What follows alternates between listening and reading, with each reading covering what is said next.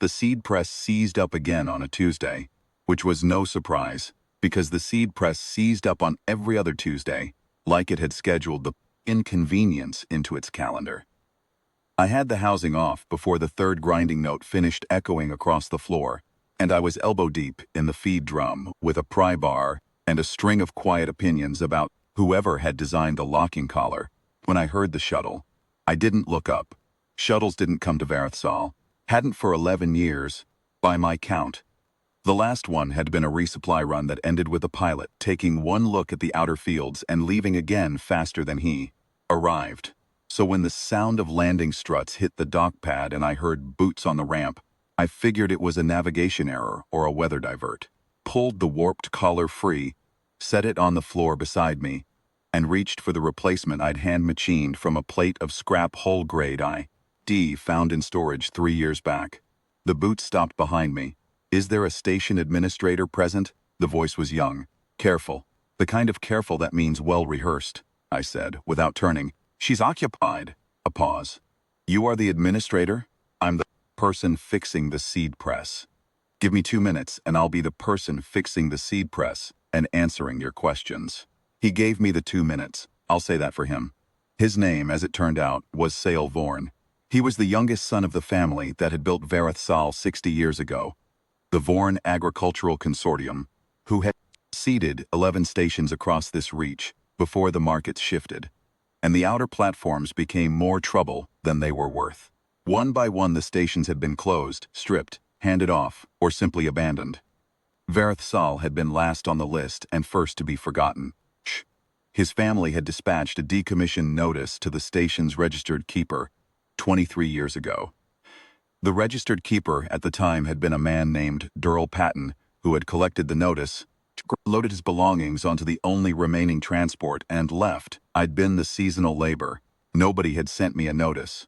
I'd stayed because the wreath grain crop was 3 weeks from harvest, and it seemed wrong to leave it.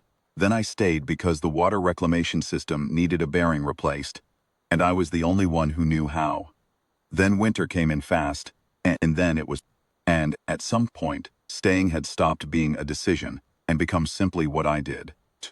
Sale Vorn listened to this explanation with the expression of a man encountering a structural load-bearing wall.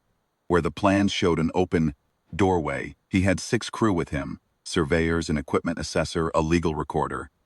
They spread out through the station, while he stayed in the processing hall with me, his tablet balanced in both hands, scrolling through records that presumably showed Varethsal as a dead posting. "The outer fields," he said, without looking up. "Production. Wreath grain. 3 rotations a year, plus the tuber rows along the south wall. I added those, the soil composition worked out, the water system. Reclaimed and looped, had to rebuild the secondary pump housing twice. Third time I machined a new one from scratch. Holds fine now." He looked up from the tablet then. Looked at me, really looked. The way people don't when they're already decided about what they're seeing. I was 52 years old, and I had grease on my forearms, and a hand wrench hanging from my belt, and 23 years of this floor in the lines of my face, and for a moment he seemed genuinely uncertain what category I belonged to. "The decommission order still stands," he said, not unkindly. "The family has decided to close the remaining outer stations, this one included." I said, "I know, your message arrived last month." He blinked. "We sent that message yesterday." "The one before that, last month's, and the one before that, 5 years ago." I replied to both. "I don't think anyone on your end was reading the replies." The legal recorder, passing through the hall with a scanning unit, had slowed down. I went back to the seed press. I was fitting the new collar into place. Needed to be seated level, or the whole mechanism would throw itself off, balance inside a week, when the station spoke. Not to me. It had never spoken to me in 23 years, despite the considerable amount of conversation I'd directed at it. The speaker array in the upper processing hall had been dark since, before I arrived, and I'd had no particular reason to believe it was capable of anything except collecting dust. But the collar clicked home, and something in the base of the walls hummed, a long, slow sound almost below hearing, and then the array lit up. Not fully, just enough. Glyph panels along the north wall, which I had always assumed were decorative, filled with a deep amber glow that moved through them the way light moves through water. And a sound came out of the speakers that was not words, exactly, but had the shape of words. A pattern that the station's translator module, which I also had not known was functional, rendered in flat, precise tones. Keeper of continuous faith. Generation break recognized. Stewardship record verified at 498 cycles unbroken. Warden of the root designation confirmed per Vorn Foundation Compact, Clause 7. Sale Vorn had gone entirely still. His legal recorders had stopped moving.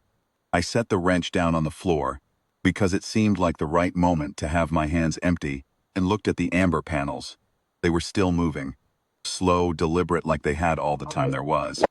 "What?" said Sale Vorn. "Is Clause 7? He was asking his tablet, not me. I heard the answer come back in the legal recorder's quiet voice, reading aloud. Provision written into the station's founding compact 60 years ago, by his grandfather, who had apparently been a more careful man than his descendants. Any Vorn station abandoned past a full generation break, defined as 20 years, without active family management, but maintained in continuous operation, by a keeper of good faith would trigger an automatic elevation of that keeper to the warden of the root title, hereditary, bound to the land rather than the family. Family could not close the station without the warden's formal release of claim. I had been maintaining Verith Sal for 23 years. The silence in the hall was very large. "You didn't know," Sale Vorn said finally. Not an accusation. More like a man trying to locate which end of a problem to pick up first. "No," I said. "I thought it was just a farm." He sat down on a crate of seed containers. He was young, maybe 30, 32, and he had that look people get when the solid thing they were standing on turns out to have been a trapdoor all along. I almost felt sorry for him. Almost. I'd sent 4 messages over 23 years and gotten back nothing. "The decommission order," he started, "can't be processed without my sign-off, so I gather. That's, yes." He rubbed the back of his neck. "I need to understand what you want, Ms. Moss. You've been here for 23 years without pay, without formal acknowledgement, without—" "The wreath grain cells," I said. "Enough to cover the parts I need, I get by." "That isn't." He stopped, tried again. "The title carries a formal stipend. Access to consortium resources for maintenance. Legal standing. You would no longer be, you wouldn't be invisible." I picked the wrench back up and turned down at the seed press. The new collar had seated right. Just needed the housing closed, and it would run clean for another year. Maybe 2, if I was careful with the feed rate. "Warden of the root," I said. "What does that actually mean day to day?" He thought about it. "You tend the land," he said. "You keep it. You make the decisions about what grows and what doesn't. You answer to no one but the compact." I fitted the housing cover back into place. Snugged the fasteners down in the pattern I'd learned the hard way. Cross-diagonal. Never corner to corner. The seal would leak at the top right, every time. "Then I've been doing it for 23 years already," I said. "What's different?" He was quiet for a long moment. Behind me, I heard one of the surveyors come back into the hall, stop, and very carefully leave again. "The difference," Sale Vorn said at last, "is that now everyone else knows it too." I didn't say anything to that. There wasn't much to say. I tested the press, ran it through a quarter cycle, listened to the rhythm settle in smooth and even the way it should, and when I was satisfied, I stood up and wiped my hands on the cloth I kept tucked in my belt.